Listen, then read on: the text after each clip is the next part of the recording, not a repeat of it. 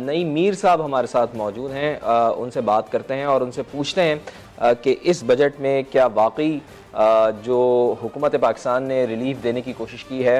जिस तरह हम कह रहे थे गुज़िश्ता रोज़ से भी कि और हुकूमत भी मुसलसल ये दावा कर रही थी कि आवाम के लिए ये बजट होगा, अवामी बजट होगा, क्या वाकई आवाम के लिए तो हुकूमत ने फैसला किया है कि उनकी तनख्वाहों में इजाफा कर दिया गया है, लेकिन क्या मईशत के लिए ओवरऑल ये बजट कैसा होगा? तो नईम मीर साहब हमारे साथ मौजूद हैं। नईम मीर साहब, बहुत बहुत शुक्रिया आपके वक्त के लिए। सबसे पहले तो मैं चाहूँगा कि ओवरऑल आपका क्या रिव्यू है इस बजट के ऊपर, वो अपना रिव्यू देते हैं, फिर आगे सवालात का सिलसिला जारी रखते हैं। गुजारिश यूँ है कि पाकिस्तान के जो मौजूदा प्रिवेलिंग हालात हैं, जो नामसायद माशी हालात हैं, और इसके साथ साथ जो 18वीं तरमीम की मौजूदगी है, इसके अंदर वफाक जो है बुनियादी तौर पर जो है, अगर अवामी ज़ुबान में बात करूँ तो कंगला है, कंगला जिसे कहते हैं। और एक तो कंगला है वफाक, और दूसरा वफाक जो है वो जिसे कहते हैं पंजाबी में ही कि गोडे गोडे या गर्दन गर्दन तक जो है वो कर्ज़ों के बोझ तले दबा है, डूबा हुआ है। अब ऐसी सूरत हाल में अगर कोई बजट पेश किया जाए और अगर कहा जाए कि उसमें बहुत ज़्यादा रिलीफ्स मिलेंगे, तो मेरा ख्याल है कि ऐसी बात नहीं है। हाँ, अगर ऐसा बजट पेश हो जिसमें कोई तकलीफ़ ना मिले, यानी रिलीफ ना मिले, कोई मसला नहीं, अगर नई तकलीफ़ कोई ना मिले ना, तो मैं समझता हूँ इससे बड़ा रिलीफ और कोई हो नहीं सकता। लेकिन जो मौजूदा बजट है जो पेश किया गया है, इस हुकूमत का आखिरी बजट है, इसमें तो रिलीफ भी दिया गया है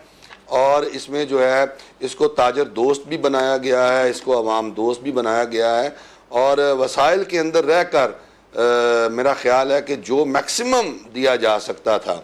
मेरा ख्याल है हुकूमत ने देने की कोशिश की है। तो इन हालात के अंदर मैं इस बजट को कहूँगा कि ये एक बेहतरीन और मतवाज़न बजट है और अच्छा बजट है। सही। और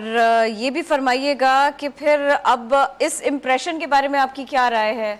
कि ये जो बजट है अगले सियासी मामलात से भी थोड़ा थोड़ा सा जुड़ा हुआ है? मैं ये चाह रही हूँ कि आप इसके ऊपर थोड़ी सी बात करें, क्योंकि ये पॉलिसी जो अब बनी है, ये जो बजट आया है, इसका कंटिन्यू होना भी ज़रूरी है।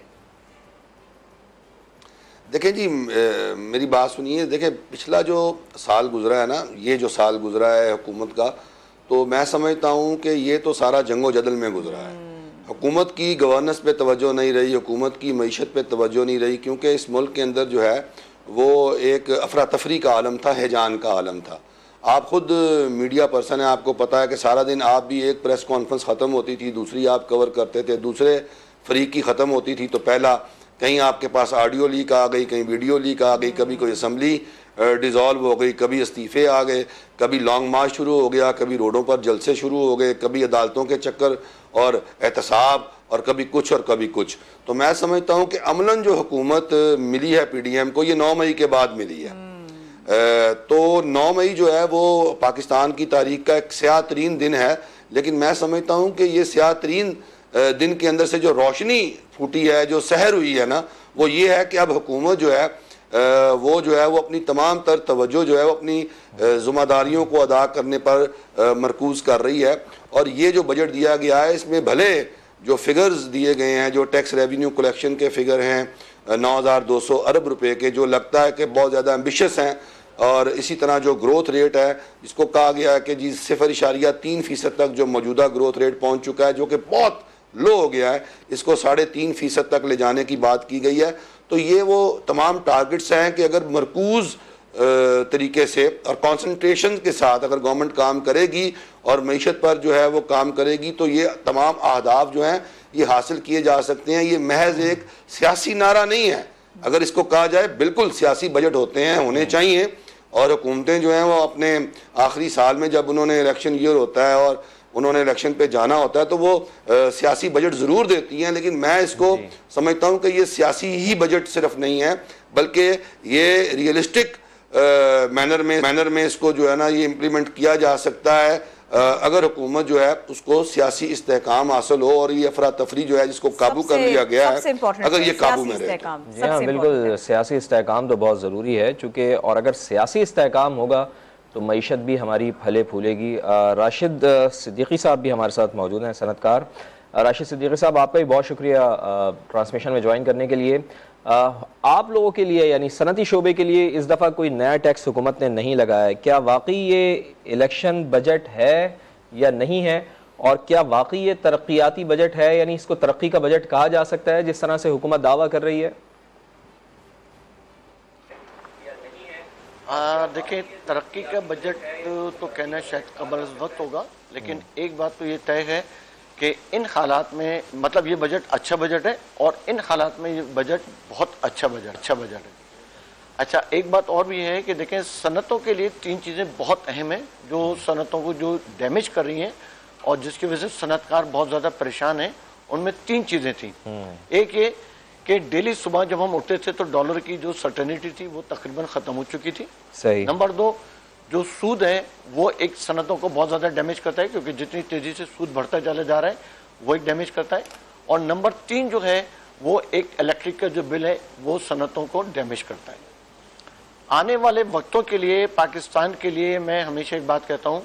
कि industrialisation revolution is the only solution for the good economic and उसके लिए इस बजट में डेफिनेटली, क्योंकि हमारे साथ मसाइल बेज़्यादा थे, बेहद थे और बहुत बिल्कुल आखिरी वक्त तक हम जो है वो IMF का इंतजार करते रहे कि शायद IMF हमको पैसा दे देगा, मुल्क के हालात बेहतर हो जाएंगे और IMF कुछ शराइत के अंदर नरमी कर देगा तो शायद हमको एक अच्छा बजट बनाने में आसानी हो जाएगी। तो इस वक्त जो बजट बनाया जा रहा था, तो जो लोग बजट बनाते हैं वो बजाते खुद बहुत ज़्यादा गैर यकीनी की सूरत हाल के अंदर मुब्तला थे और उनको नहीं पता था, और बल्कि उनको असली तौर पर तो यकीन था कि शायद IMF उनको पैसा दे देगी, क्योंकि इन्होंने IMF की तकरीबन तमाम शराइत पूरी कर दी थी। लेकिन आखिरी वक्तों के अंदर ही समझने के 1 या 1.5 महीने पहले तकरीबन ये महसूस हो गया कि IMF अब पैसा नहीं देगी। तो डेफिनेटली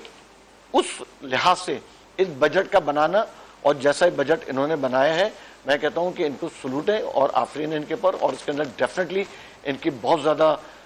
समझने की काविशें इसके अंदर शामिल हैं। और इससे लगता यह है कि इन्होंने शायद डबल उसके ऊपर काम करा था और इन्होंने उसके ऊपर सोचते रहते हैं और डबल उसके ऊपर चल रहे थे कि अगर IMF हमको दे देता है तो हमने क्या मराद देनी है, और अगर IMF हमको पैसा नहीं देता है तो हम इसमें क्या मराद देंगे। तो जो सनतकारों के 3 प्रॉब्लम थे, उनमें से एक में तो देखें, इसहाक डार साहब पहले भी बड़े माहिर रहे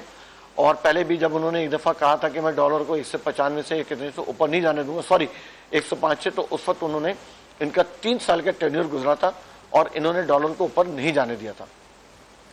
इस दफ़ा फिर जब आए इसहाक डार साहब तो डॉलर बहुत तेज़ी से ऊपर गया, लेकिन उसको रिवर्स लाए। फिर अभी आपने देखा होगा कि जब ये डिसाइड हुआ कि जी IMF पैसा नहीं दे रही तो डॉलर एकदम से इंटर बैंक में भी 300 रुपये से ऊपर चला गया था। लेकिन फिर इसहाक डार साहब ने इसके अंदर कुछ जो भी मामला करें और डॉलर 285 286 के ऊपर आके तकरीबन रुक गया। तो एक थोड़ी सी लोगों में एक सर्टेनिटी आ गई कि अभी ठीक है, डॉलर की जो रेट है वो स्टेबल होते चले जा रहे हैं।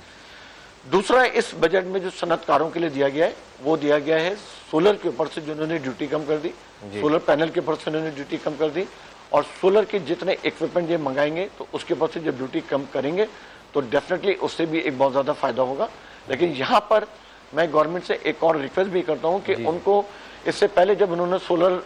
जो इंडस्ट्रियलिस्ट सोलर लगा रहे थे तो उन्होंने उनको एक सब्सिडी का सूद का रेट दिया हुआ था। तो अभी भी मैं उनसे रिक्वेस्ट ये करूंगा कि बजाय दूसरे लेविस के अंदर उनको सब्सिडी देने के बजाय आप सब्सिडी दें सोलर इंस्टॉल करने के बाद, तो उससे गवर्नमेंट को डबल ट्रिपल फायदा ये होगा कि एक तो जितनी इंडस्ट्रीज के अंदर सोलर लगते जाएंगे तो आपकी जो पेट्रोल की इंपोर्ट है वो उतनी ज्यादा कम होती रहेगी, और जब पेट्रोल की आपकी वो कम होगी तो आपका इंपोर्ट का और एक्सपोर्ट का जो डेफिसिट होगा वो कम होगा, उसकी वजह से जो डॉलर होगा वो आपका नीचे आएगा। जब आपका डॉलर नीचे आएगा तो डेफिनेटली वो आपके इन्फ्लेशन के ऊपर भी असरअंदाज होगा, उसकी वजह से आपका सूद का रेट भी कम होगा, उसकी वजह से जो आपका कर्जों का हजम है वो भी कम होगा, और उसकी वजह से जो सूद के पैसे में जाएंगे, जैसे अभी का जो बजट आया जिसके अंदर बता रहे हैं कि आधा जो बजट है वो हमारा सिर्फ सूद के अंदर चला जाएगा, तो हमको उसके ऊपर बड़ा ज़रूरी काम करना चाहिए। और सनतों के लिहाज से अभी इन्होंने अगर कोई जैसे नए टैक्सेस नहीं लगाए बहुत अच्छा है, लेकिन यहाँ पे साथ साथ एक काम और इनको करना चाहिए था कि जो एक्सपोर्ट ओरिएंटेड इंडस्ट्रीज हैं कम से कम उनकी मशीनों के ऊपर जो ड्यूटी है वो ख़त्म कर देनी चाहिए। और अभी भी मैं आपके तवज्जो से गवर्नमेंट को ये एडवाइस करूंगा कि देखिए, मैं आपको दोबारा ये कह रहा हूँ कि industrialisation revolution is the only solution. तो आपको अपने आने वाले कल के लिए बेहतर करने के लिए आपको एनी हाउ इसके ऊपर काम करना पड़ेगा कि आपकी मईशत कैसे ग्रो करे और आपकी मईशत का हजम कैसे बढ़े सही। और आपकी एक्सपोर्ट कैसे बढ़े।